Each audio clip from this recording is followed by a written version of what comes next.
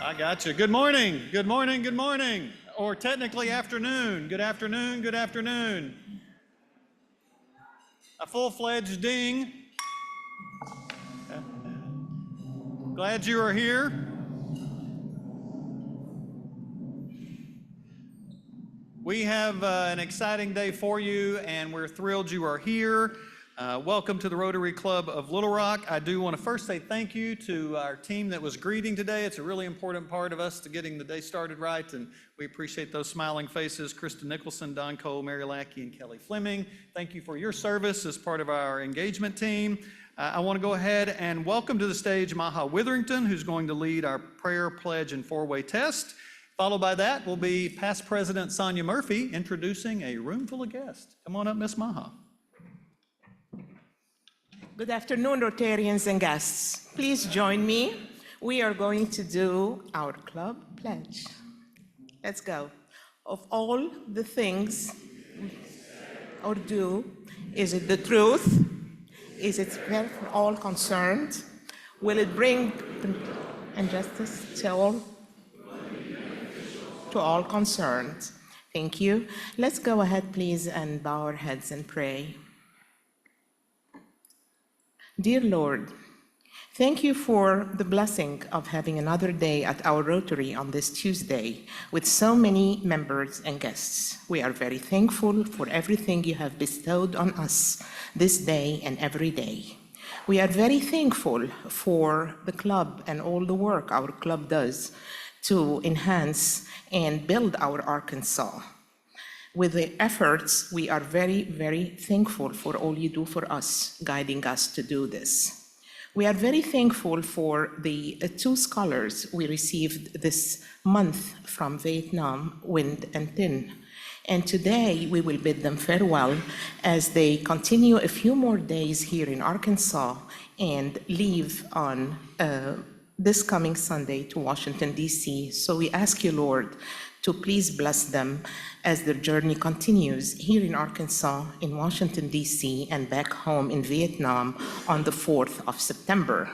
We are very thankful for all the work you have bestowed upon us to make this club great, to make this visit great, and to make Arkansas great. Thank you, Lord, for all your blessings, and we ask you to bless our state, the natural state of Arkansas, and to bless the United States of America.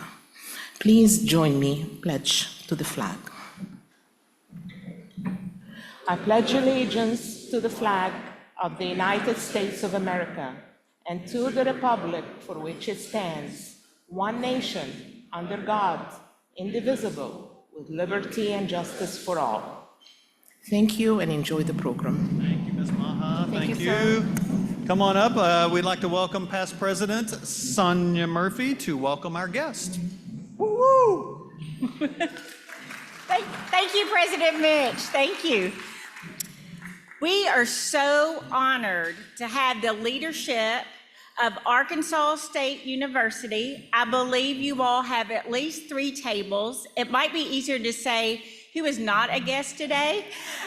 We would love for the leadership and all of the guests from Arkansas State University to please rise so we can recognize you.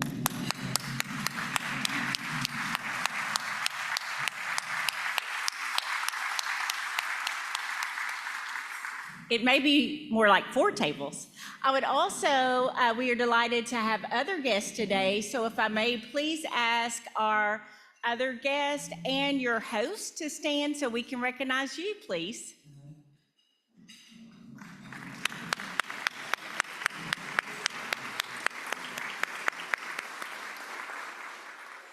Thank you for joining us today at the Rotary Club of Little Rock, and we hope that you will come back soon. Thank you.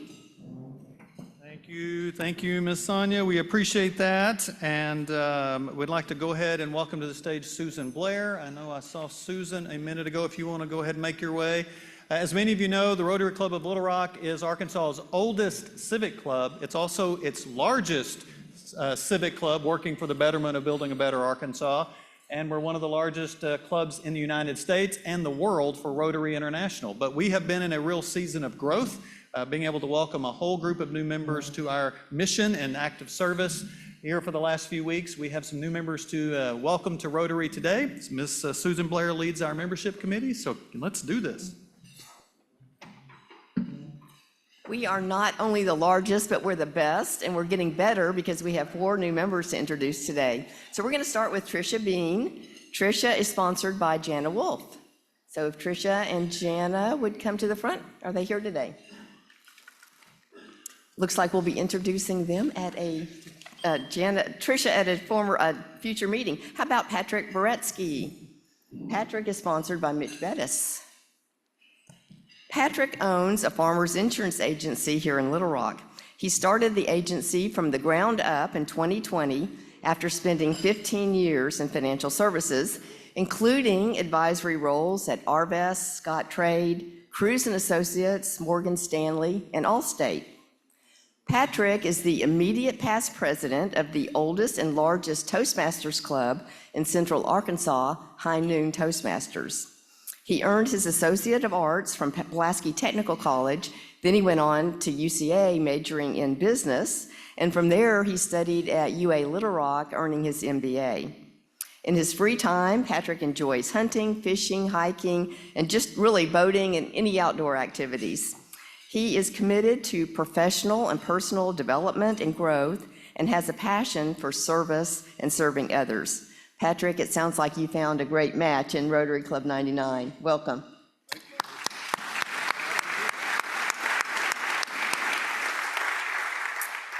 Kathy Brown joins us, and she is sponsored by Mandy Richardson. Kathy is a community volunteer and fundraiser. She's currently campaign chair for the Campaign for Courage at Women and Children's First, an organization where she served for over a decade. Campaign for Courage is raising $24 million to build a new domestic violence shelter and family peace center here in Little Rock. The new shelter will have 132 beds, more than double what they have currently at their facility, which is over 100 years old. Most importantly, the Family Peace Center will be a comprehensive facility in which many agencies will come together to provide consolidated and coordinated legal, social, and health services for women, men, and children in need. And there's a great need for this because currently a woman must go to 22 different places in Pulaski County to get the documents they need to begin a new life. Things like birth certificates, driver's license, orders of protection, and many more. But I don't want to tell you too much about the new Peace Center and shelter because we're actually going to have a future Rotary program on this in just a few weeks. Prior to dedicating her talents full-time to Women and Children First, Kathy owned a home accessory business, was a wholesale furniture rep, and was the marketing and community relations manager at Hank's Furniture. Kathy believes in showing up, pitching in, and making a difference. She loves working on things that matter with people who care. Kathy, we welcome you with open arms to Club 99.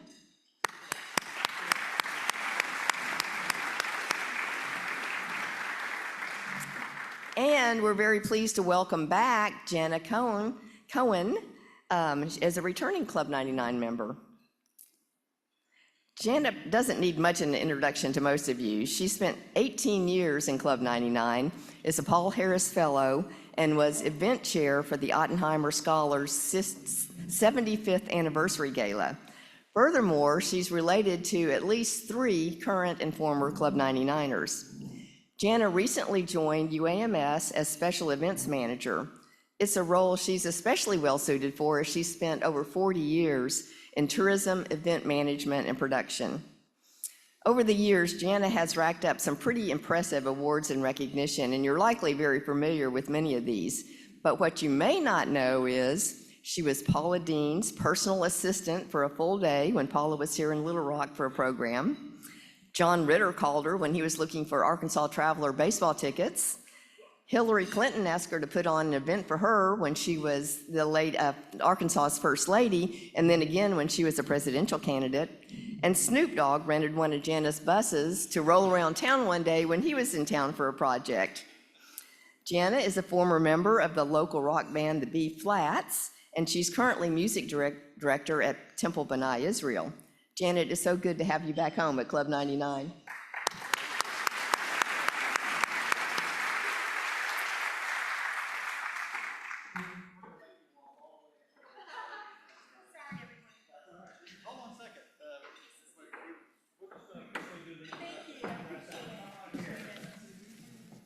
right, Tricia Bean. Tricia sponsored by Jenna Wolf.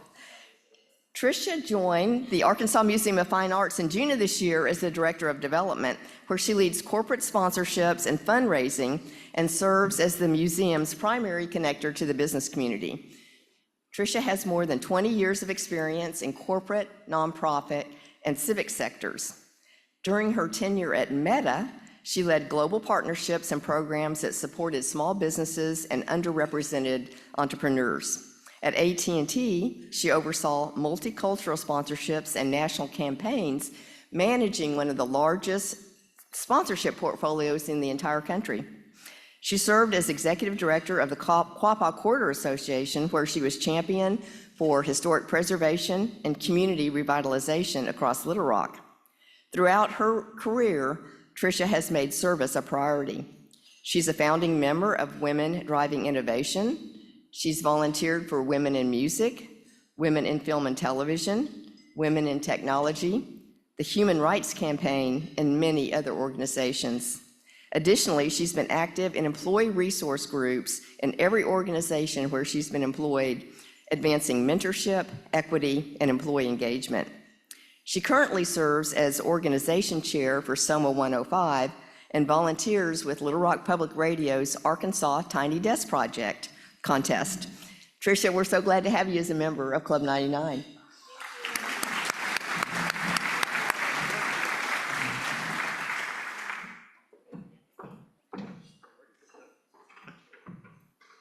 Excellent. Well, thank you, Susan. We're excited to have Tricia and Patrick and Kathy joining us, and we've had a number of members rejoin us, like Jana, so we're excited about all the energy that these folks bring to one of Arkansas's crown jewels, that is the Rotary Club of Little Rock. We have a little bit of sad news. Our Ottenheimer Fellows are spending their last days in Little Rock, and they are about to head to Washington, D.C., where they'll be met with Club 99 member French Hill and his team to spend some quality time in Washington, D.C. But before these gentlemen leave us, we had a couple of special presentations that we wanted to offer. So if you two would mind joining us on stage one more time. I hope you were here when they made a presentation. It was fantastic. And if you have not seen their presentation to the club from a couple of weeks ago, it's on our YouTube channel. You can watch the entire program. So come on up here. This is a little tight today. So you have been a part of this club, and you have been a sort of a treasured moment. We've been having the blessing of seeing a lot of Ottenheimer Fellows come through the 75-year history. You all have made a really special mark. You've had a lot of fun. I think you've seen a lot of things in this state. Also, so many of you have been a part of this program, taking them on the weekends, boating, camping, but touring all parts of Arkansas to help kind of open their eyes to all the beautiful things Arkansas has to offer. We have loved your time together. And as part of our effort with Rotary Club and Rotary International, we have some special flags from this club that you can take back with you. They're also easy to pack as you fly back, but we have a gift from the Rotary Club of Little Rock. As you visit any Rotary Club in the world, they will also have a custom flag. So as you go about your world visits, you can collect flags all over the world as well. And so, in addition to this, we have another unique presentation. Hang right here for a minute. Brother Art, if you want to come forward. Art has been part of some special moments with these Ottenheimer Fellows and has a special presentation he wanted to make as well. So we're going to make room for you right here. Thank you very much, President Mitch. Some of you may know that I had the privilege of serving as a physician with the 1st Marine Division in 1969, 1970. And this got me some very strange jobs at times. Sometimes they wanted me to go through things that had been brought in. And in one of the bags, this came. Now, we love our flag. And one of the things that happened when we first got off, when the guys got off the plane, we took some pictures with the flag. And I was a little hesitant to take it out there. I thought somebody might take a pot shot at us, but it didn't happen. Everybody smiled. But what happened was I discovered very quickly that these guys got off the plane teaching. We were about to take the pictures, And this corner of the flag dropped towards the ground, and wind reached down and caressed it and picked it up. Just as we don't like our flag to hit the ground, we don't like theirs to hit the ground. As we love our country, they love theirs. And that was taught immediately. I think I couldn't be solid on a cut in half. So I'm going to give it to Wind, and he's going to take it back to Hanoi. And he says that it's a valuable piece of their history because their flag is red with a gold star. This one has a blue stripe at the bottom, and they intended to make all of the flag red before they were finished, and they did.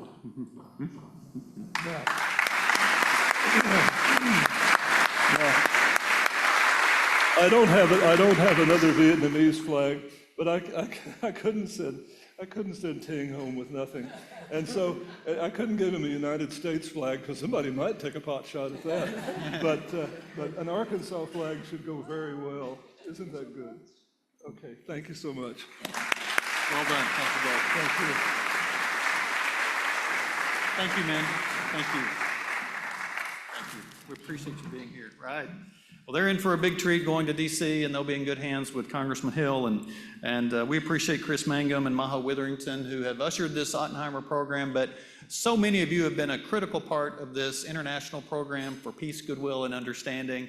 It is one of our most involved projects we do in terms of membership. And so we are grateful for everybody who has served and helped these gentlemen have an extraordinary memory and extraordinary time. I think they're both planning to come back, perhaps with families, etc. So, also a couple of notes before we move to the program. On your table, you see a QR code. That QR code leads you to a whole collection of upcoming programs.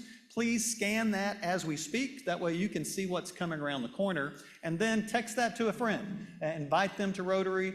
We know that you have folks that would really value some of the programming that's coming up, and we hope you share the upcoming program list with those that you think would be valuable. Laza, is Laza here? If you want to make an announcement, come on, make your way up here as well.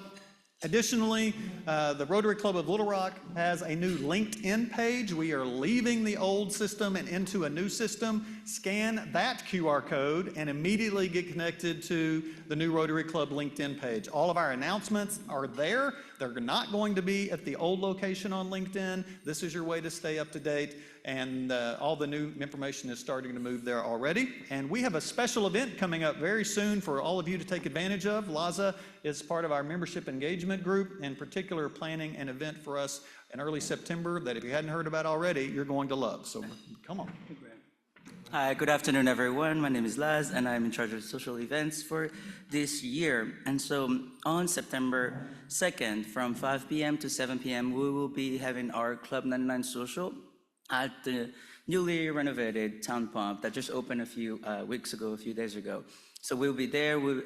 Please make sure that you sign up. It'll be a fun time for just fellowship, no agenda, no programming. It's just for us to spend time together and get to know each other and build better friendships. We'll see you then. Okay. Oh, and I think there's a link to sign up. Yes. So make sure you guys sign up too. Thank you so much. So as he noted, Karen and the office have already sent out an RSVP link for that. We have room for only 80 of our members. That is 80 of 350. So this is a select group of you who get to sign up for this event. The Stevens family has made this available for us, and the Rotary Club is paying for it. So you don't have to pay for it. However, there's a catch.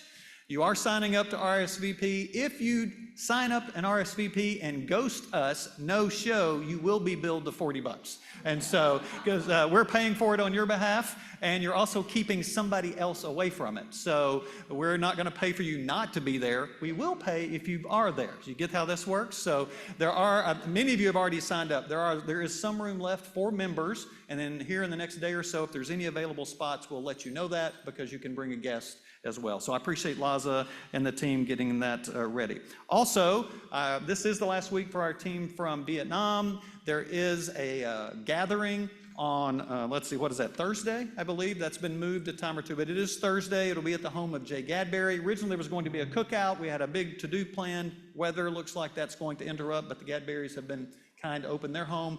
And many of you have already RSVP'd, but my guess is there'll be another chance to RSVP so that we can let the Gadberries know if 300 people are showing up at their house. They'll be excited about that. All right, our year's theme is focusing on individuals, organizations, companies, and government efforts to build a better Arkansas. And we've been showcasing all of that so far. And we've highlighted a handful of companies that are part of this state doing incredible work that many of us may not even know existed. We've looked at companies in the port, we've looked at companies in Jonesboro, we've looked at companies in Pine Bluff, and multiple places. And today, we're going to take a quick look with a video from a company in Searcy that my guess is almost all of us have touched their product in the last 2 weeks and had no idea it was made in Searcy, Arkansas. Turn your attention to the screen to a quick story on Bryce Corp. And as always, thanks to the Little Rock Chamber of Commerce for this video.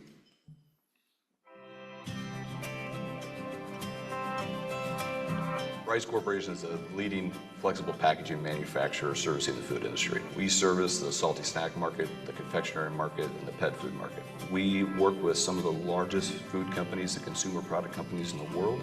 And what's amazing is we can be a competitive global manufacturer right here out of Searcy, Arkansas. The state of Arkansas has always been supportive of us. We came here because we had growth needs, and we've stayed here because our corporate model is a generational commitment to family, and it's ingrained in the fabric of the community. There's hardworking people in Arkansas because these aren't just transactional jobs, these are careers. We currently have 500 employees and about 350,000 square feet of manufacturing. And as part of our 5-year plan, we're actually growing by 142 employees. Central Arkansas is our largest manufacturing facility within the Bryce Corporation. To be able to service our customers nationally, we have to have access to high quality infrastructure on both the roads and the railroads, and that's something that we have here. I would challenge you to go 1 week without eating a food product where the packaging was made in Searcy, Arkansas. We have introduced the first generation of multiple different printing presses, multiple different laminators, multiple different finishing equipment. And as we're continuing to go to sustainable and renewable packaging, we produced the world's first 100% compostable package. We're celebrating our 100th year anniversary in the flexible packaging market. Arkansas is pro-business, and that's why we continue to grow here.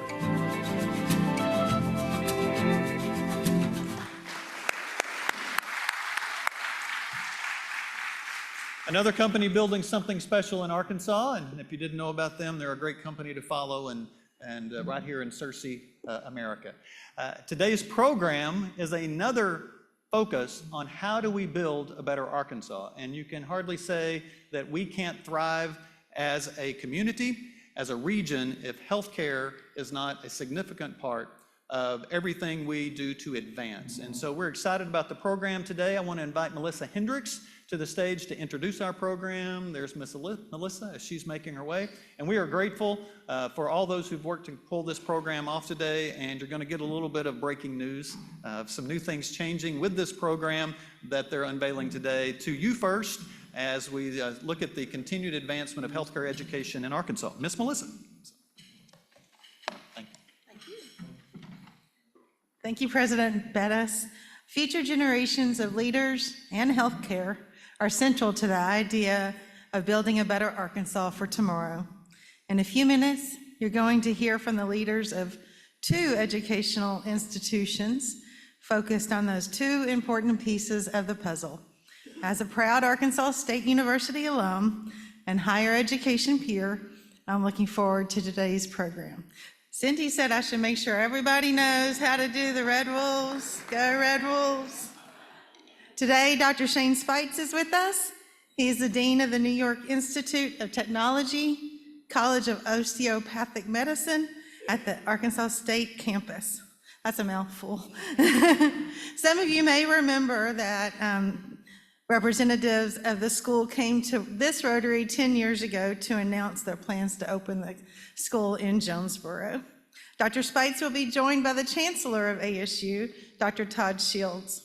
Many of you in the room may recognize him from another role. He is the father of the former Miss Arkansas in 2016 and the former Miss America in 2017, Savvy Shields. Those are 2 very important titles that Dr. Shields carries. Dad and Chancellor of A-State. Moderating today's conversation is Lance Turner. Lance is the account supervisor working under the leadership of Rotarian Natalie Gadotti at Gadotti Communications. Several of you know Lance from his many years of insightful reporting at Arkansas Business. Lance enjoyed a wildly successful 24-year career at Arkansas Business Publishing Group, which he began in 1999 after graduating from Arkansas State. We are in for a real treat today. Please join me in welcoming Chancellor Todd Shields, Dean Shane Spites, and Lance Turner to the stage.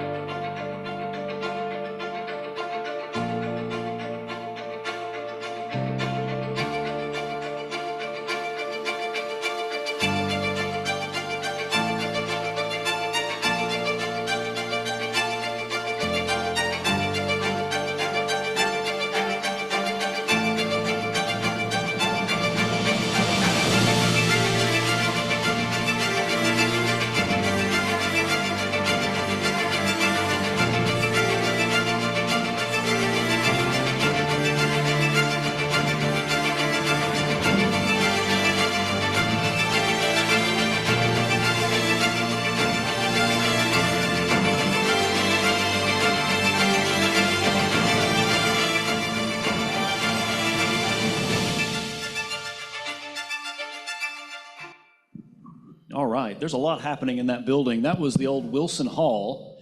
And when I went to Arkansas State from 1995 to 1999, I took English classes there. And it is radically different from what it is now. And I think we all have that experience of going back to our college or university and just we're blown away by how things have changed. But I want to tell you, Arkansas State has changed a lot in just a few years. And I think the College of Osteopathic Medicine is a big part of that change and we'll get into that in a moment, just how it sort of changed the complexion of that campus.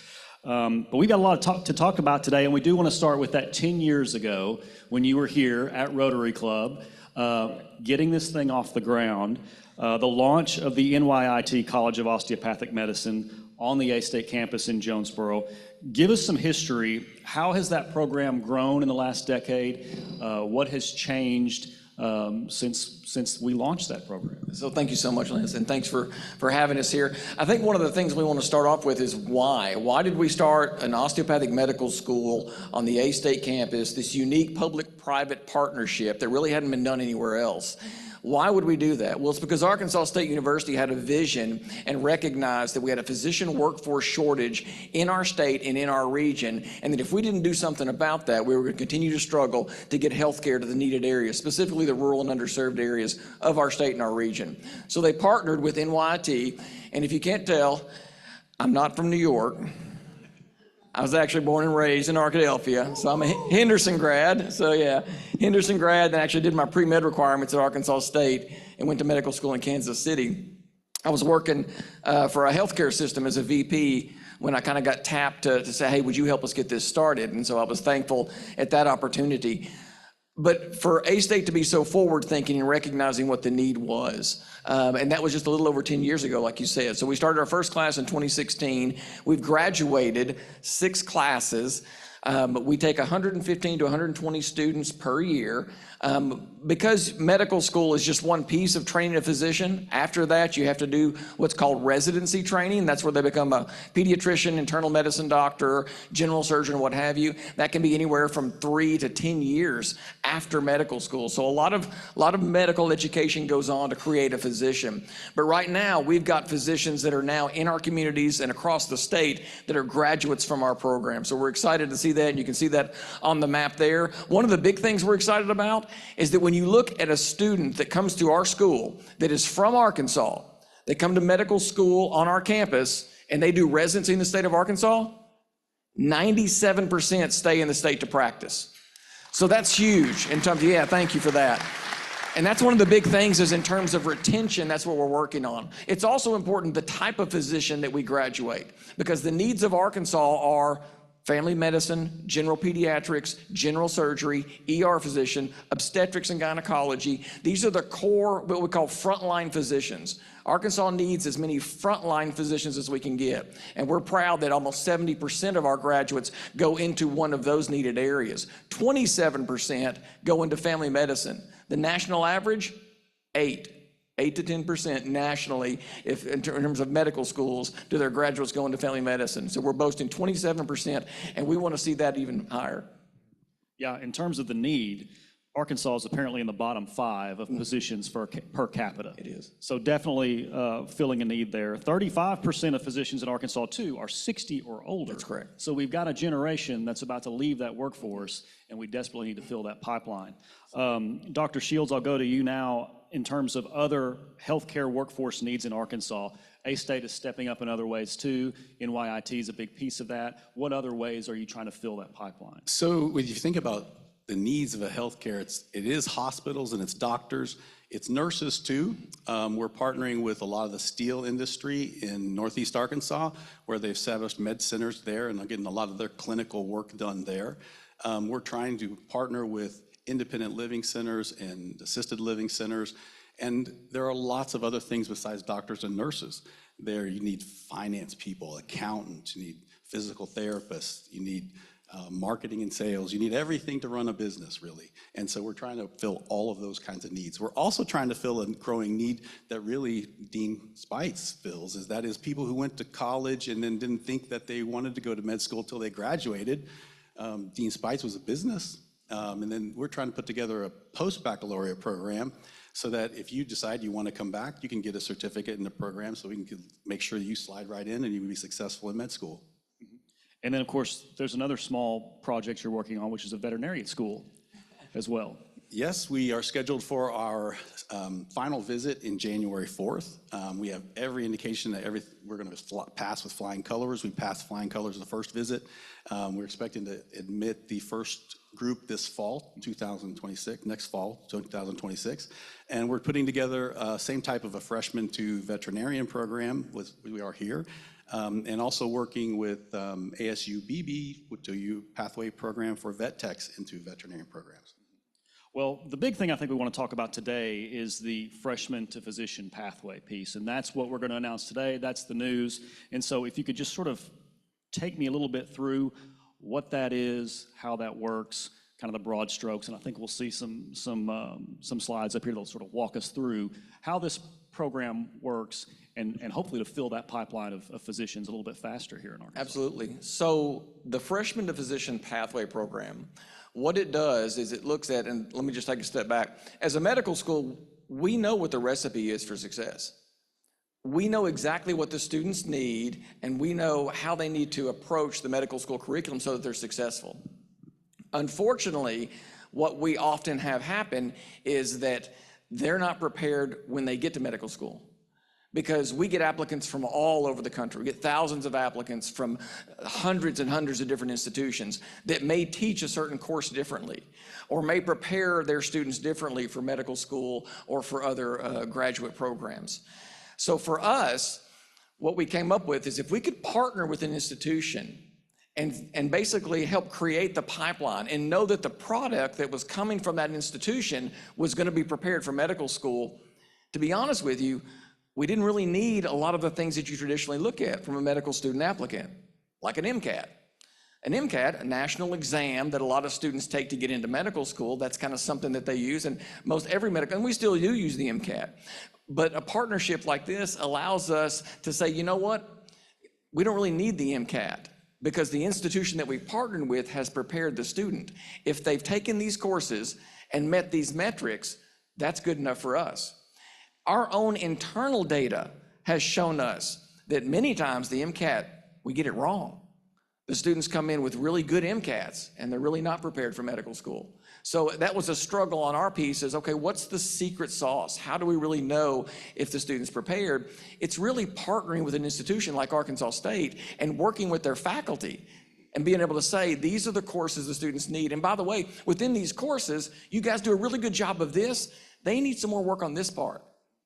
Our hope would be that, to be honest with you, is that then the higher ed institution like Arkansas State turns around to K-12 and says, hey, guys, you guys do a great job sending us students with this, but it'd be great if they had a little more of this. And so now all of a sudden you've created this continuum of education where you've got conversations and relationships between K-12, higher ed, and graduate and professional programs like NYIT.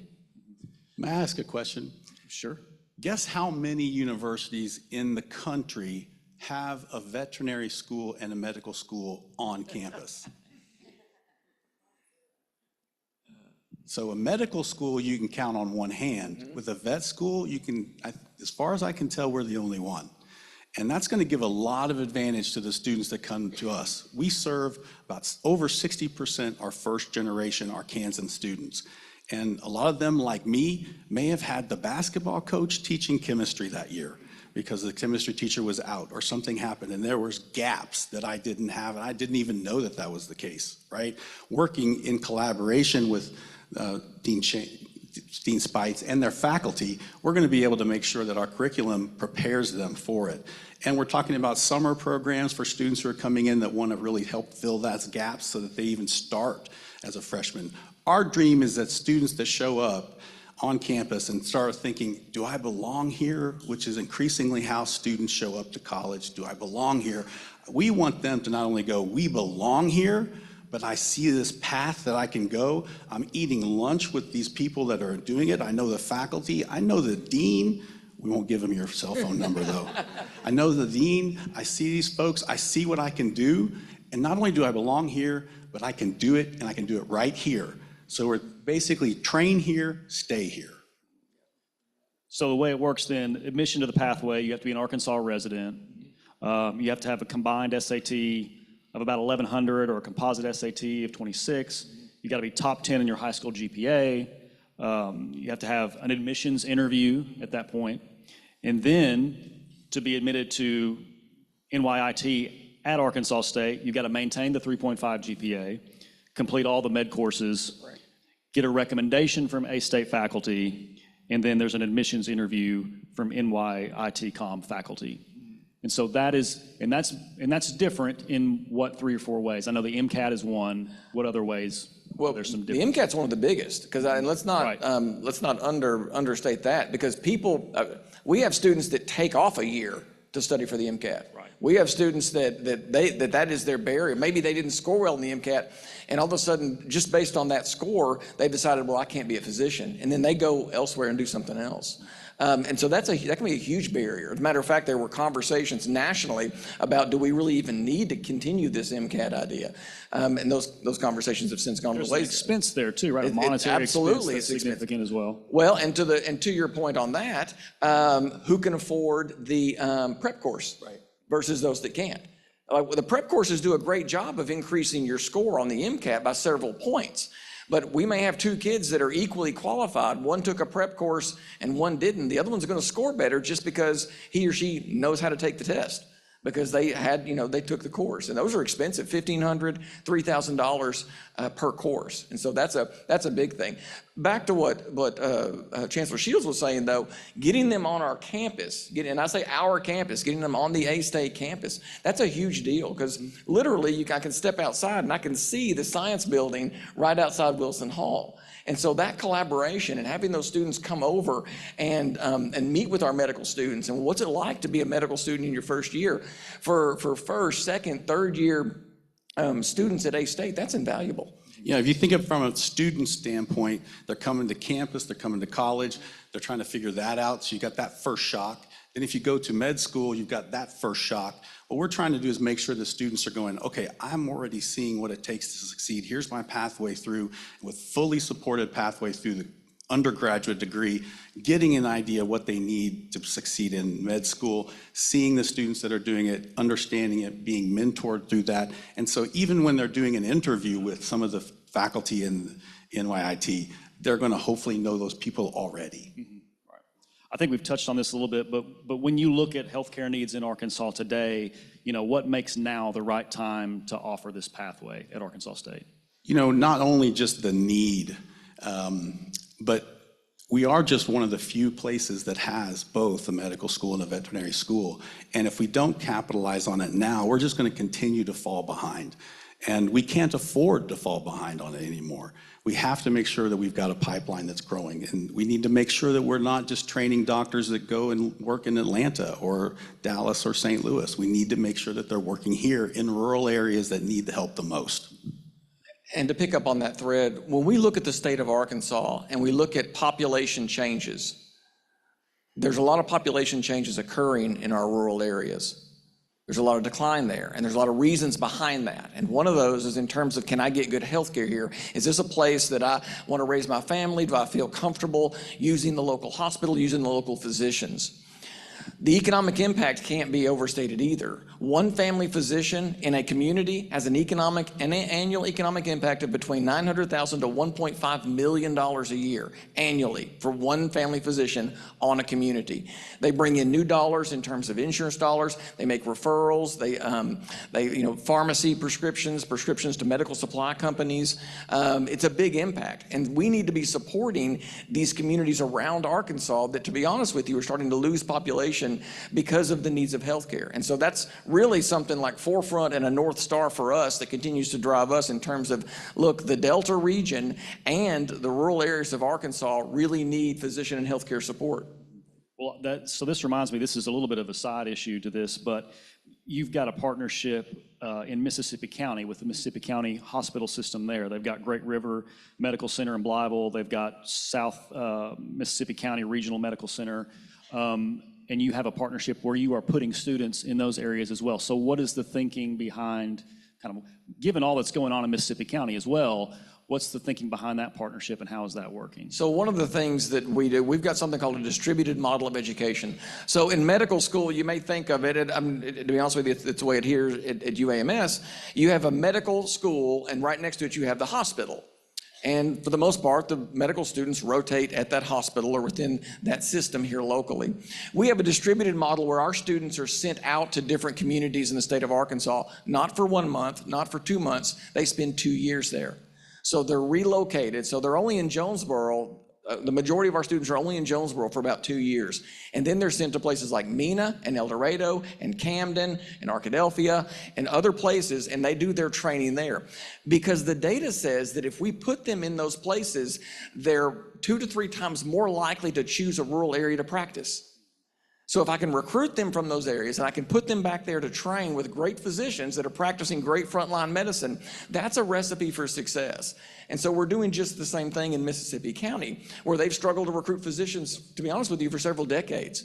It's no secret, the hospital's struggling. That's one of the few places in Northeast Arkansas past Craighead County where they still have OB services right now, and those struggle. And we don't need more OB services and OB hospital services closing in the state of Arkansas. We've already seen that decline throughout. And ACI put some really good information out about what we've seen across the state with that. And that's not going to help us at all on maternal mortality, infant mortality, and even premature death rate. And when we talk about premature death rate, that's the rate that basically you die at a younger age that you should have. There's an average age of how long you should live. And in many of our counties, specifically the rural ones, that's a lower number. The higher ones are in the more urban areas. To be honest with you, Jonesboro's pretty good. Pulaski County is nice, Washington County, those are pretty good. But there's a lot of counties in the state of Arkansas that are struggling with that. And you'll Can I have say that- a little bit more about the distributed model too? Oh, yeah. It's not only something that we're going to adopt with the veterinary school too, and it is much more likely to have doctors stay in Arkansas. You can imagine being in a town for a couple of years and you're making friends and you're joining little leagues and you're joining churches and clubs, and you're thinking, this is where I want to be. But we're also hearing from people that they're better ready to hit the ground running. Like they aren't being trained in a very sterile lab where everything's precise and someone's looking over your shoulder and saying, no, don't do that, do this, right? They're out there, in the case of the vet school, they're out there on a farm and they're working with somebody, and the cow may be moving everywhere or the patient may be moving everywhere, and the speed of the business is going really, really fast. And so overwhelmingly we hear, not only does it keep doctors and physicians in the area, but they are better ready to hit the ground running. They're better prepared. They're better doctors. They're better veterinarians because they really learned this on the job. I was telling this to our basketball coach because he kept saying, you keep saying distributed model. What does that mean? And I said, well, and I explained it to him and he goes, oh, that's like shooting 3-pointers in practice versus shooting a three-pointer at the last minute in the game. I go, exactly right. Absolutely. Well, so Arkansas State already serves a high number of first-generation college students, and so I'm wondering how this pathway plays into that strategy and how you've designed it to maybe, help that cohort get into healthcare careers. So absolutely. So 60%, above 60% of our students are first gen, are Kansans. And so when we even admit them and bring them in, we automatically surround them with the support that they need to succeed. Because we know that many of them are coming, some of them are coming, and Jonesboro's a huge city that they've never even experienced before. And they need that support and that help to make it through and just get ready. So we're making sure that they're making it through college, but also making it through the medical programs and the difficult science classes that they need to go through and they need to succeed in. And a lot of them come through, and they're really smart kids. Many of them are thinking, do I really have it? Can I really make it? And they absolutely can. They just need the markers, they need the program, they need the pathway to do it. So we're building in progress so that they can see, yeah, I'm doing it. I can make it. I really can make this happen. And I can make it happen right here. Mm-hmm. Have you seen that play out in your college, first-year college students coming into healthcare careers? Or first generation, I'm the first in my generation to go to college. I'm going into this healthcare career. Have you personally seen those stories? Yeah, absolutely. We get about 24% of our students are first generation college. They're in our medical school program, which is a significant number. But Todd and I could probably have a whole separate discussion with everybody on this generation of student just in general. Chancellor Drell could join us on that too back there. Yeah. That's been a change I think we've all had to make. And there are some things within the program that we were intentional about. Like we had somebody say, well, why didn't you cut it short? Why didn't you make it an accelerated program so that way it's only 3 years in college and then go to medical school? Because they're not ready. They may be smart, they're not ready. And we run into that, and we run not just on our campus here, but I'm a part of a national group. I hear from deans all over the country, so it's not unique to what we're seeing here. But when we talk about the maturity of students in terms of ready for this kind of rigor, we found that, to be honest with you, they're not. So we were intentional about, no, it's 4 years, and you got to spend 4 years at Arkansas State, and you can't do it faster. You can slow it down a little bit, but it's got to be at least 4 years at Arkansas State to make sure that you're ready for what's expected in medical school. You can't TikTok your way through this course, is what you're telling me? Not yet. Thank goodness. That's unfortunate. Well, so a little bit more then about who this pathway is for. What kind of student do you hope it attracts? Well, I hope it attracts students who want to know, hey, I'm going to be supported as soon as I get here. I'm going to have a very clear pathway that I can follow. I'm going to have checkpoints and markers telling me that I'm making it along the way. I want to know where I'm going, and I want to know the faculty, and I want to know the dean, I want to know the students that are there. I want to see what it takes to succeed in medical school. And when I get there, I want to say, I don't want to be shocked. I want to know exactly what I'm going into, and I know what to be prepared for it. And then along that way, we want the student who says, we will find the gaps that you have, and we'll fill them before you get there. You know, from my standpoint, this partnership was created so that kids that went to Arkadelphia High School or went to Gurdon or went to Mean or wherever it is, they've got a good shot at going to medical school if they want to. And they're going to have, like Chancellor said, they're going to have support from day one. And they're going to be in a program, and they're not going to have a barrier to get in. If you've got the hard work, you're smart enough, and you got the determination, then we've got a pathway for you to become a physician and help take care of the citizens of the state. You have got now 3 classes that have finished residency, I believe. So can you share some examples of some graduates who are serving in rural Arkansas and kind of what those results are looking like? Oh my God, this is what I pay Casey Pierce for, is to remember all these students that go. But so what we do, we have students now, like I think he gave me a list just a few days ago. We were looking at some part-time positions, and there were like 22 physicians just within the Jonesboro area that have graduated from our medical school and are actively practicing just in that area. But across the state, they're in Little Rock, North Little Rock. We have one just starting now. I said Mena, one starting in Mena. We've got them in Northwest Arkansas. They seem to grab several of our graduates. I know it's in Northwest Arkansas. I don't know what it is about Northwest What's Arkansas. going on up there? Like, I don't know what it is. I keep trying to figure that out, but they get quite a few up there. But we've got, like I said, from a retention standpoint, We've been very happy with what we're seeing. And I'll go back to a number that I mentioned earlier, and this kind of goes along with the Pathway Program. If we get them from Arkansas, if we can get them from from Arkansas, they were born and raised in Arkansas, they come to A-State, they come to our medical school, and they do residency in Arkansas, 97% are staying here to practice. That's what we've got to continue to replicate. That's what we've got to promote, and that's what we've got to keep pushing forward. Because right now, that's a successful story. So we want to continue that. And many have gone into family medicine too, which is a high area of need as well. Is that correct? Oh, absolutely. Well, and we've got another program. You'd mentioned Mississippi County. One of the things that we're working on is, and this is going to sound a little antiquated, but bear with me. Back in the day, family physicians delivered babies. They also worked in the ER. They took care of young kids. They took care of the whole family. They did the 6-month well child exam. That type of physician is needed today in many areas of Arkansas. So we're going to intentionally train that kind of physician.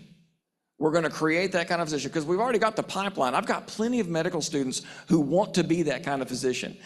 There are some challenges with that model, and we feel like we've got some answers to it, because one of the things that I've seen just in one of my prior positions, I was an attending physician for a family medicine program, and one of the struggles is you would graduate a great physician who would go out into a community with no support.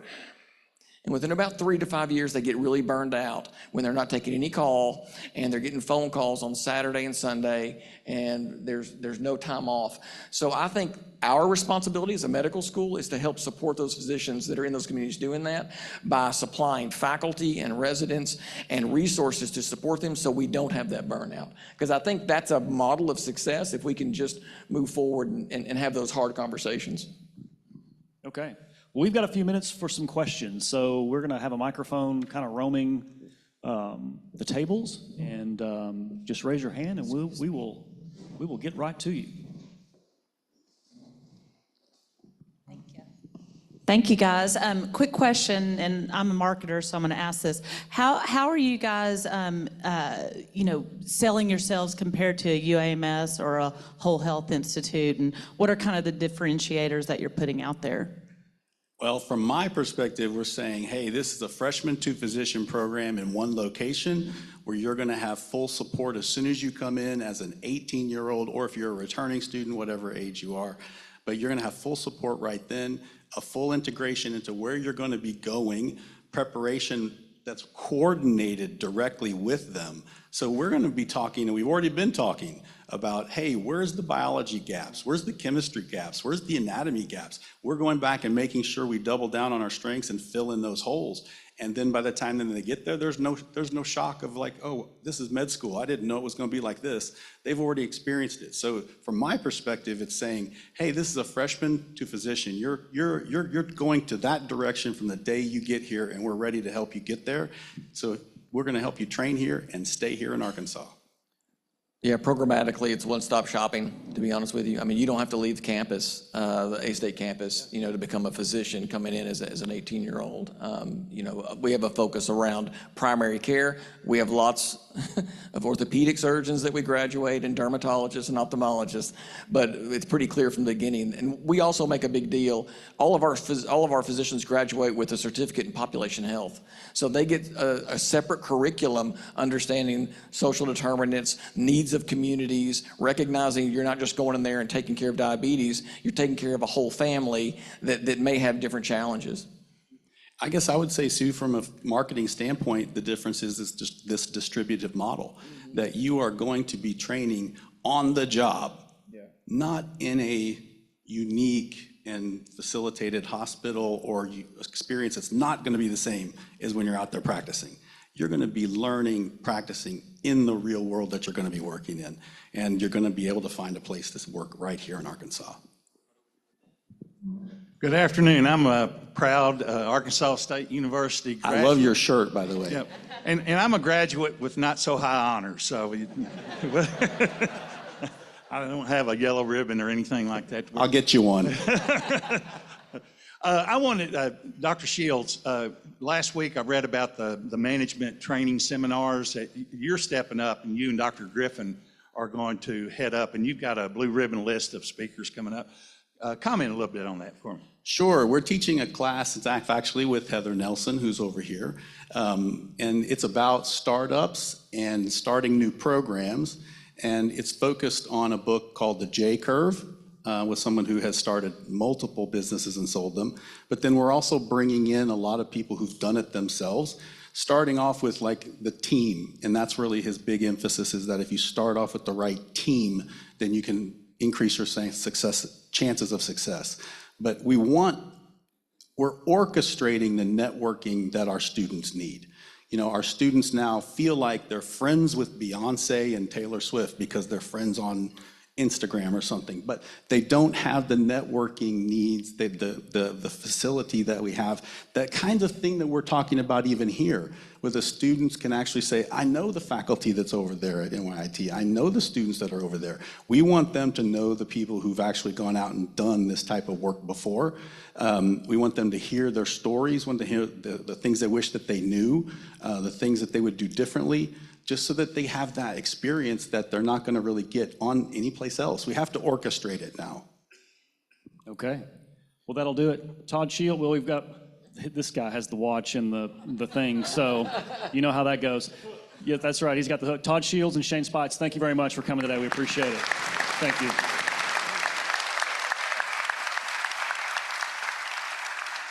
I told the chancellor at lunch yesterday, they can keep talking past 1, we're just leaving.